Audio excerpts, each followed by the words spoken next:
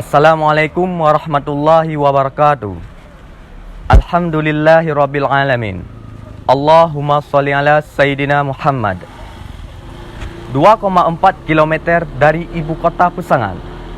Tepat di sini terdapat sebuah infrastruktur jembatan yang menjadi penghubung antar dua kecamatan, yaitu Kecamatan Pesangan dan Kecamatan Pesangan Sidlahkerung.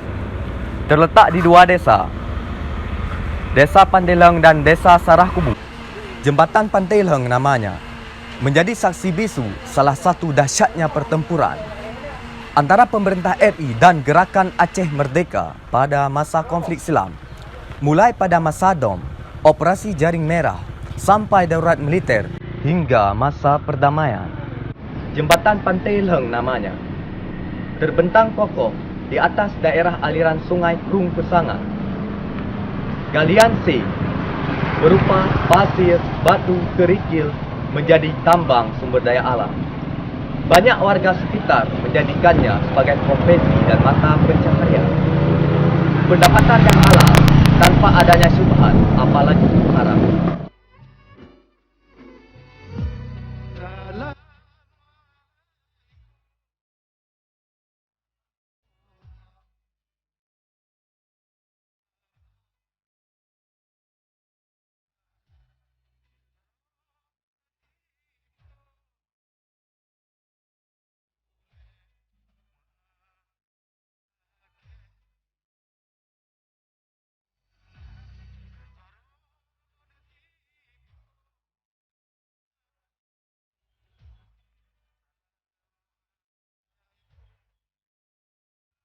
Jembatan Panteleng yang sebelumnya masih berupa jembatan gantung goyang merupakan penghubung akses jalan lintas kecamatan.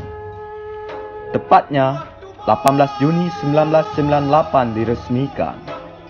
Ketika itu, Birun dengan Aceh Utara masih tergabungkan. Dan setahun kemudian, Kabupaten Birun baru lahir dalam pemekaran.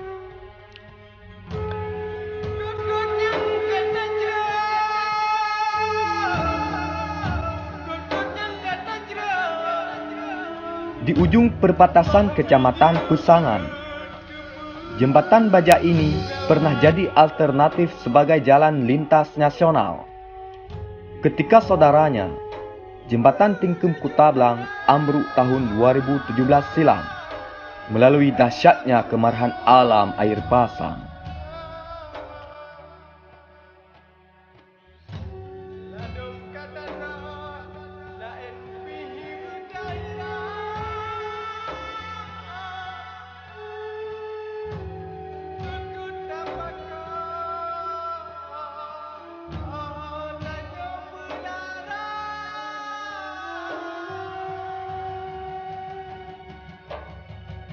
Dulu, tahun 1980-an sampai tahun 1990-an, tempat ini pernah masyhur namanya dalam kawasan dengan kuliner rujak Pintoi atau rujak Panteleng sebagai destinasi wisata silam.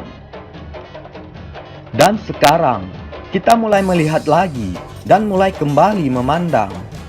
Warga sekitar sudah mulai kembali mencoba untuk berdagang di pinggiran sudut jembatan. Ini akan membuka nostalgia untuk memugar kembali kawasan yang dirindukan.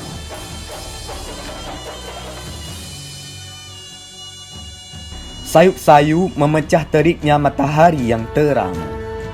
Di sepanjang sungai ini, beberapa warga terlihat sedang menggais peruntungan. Mereka begitu gigih menikmati halalnya pekerjaan, ketika mereka yang lebih pandai di sana asik dengan perkara yang haram. Terlepas dari itu semua, kawan, bagi orang di sini, banyak kisah suka dan duka bercampur dalam ingatan. Kawasan garis merah yang disematkan pertanda tempat ini dulunya begitu mencekam. Ada fakta yang mungkin belum terungkap sebagian. Namun, sampai nanti, sampai lagi, jembatan ini akan menjadi simbol identitas desa kebanggaan. Di Krung Pesangan tak gawe ilih, menyoku bilih di lau jangka. Allah dengan Nabi benar tagasi dari talangge hukum agama. Wallahu a'lam bishawab. Assalamualaikum warahmatullahi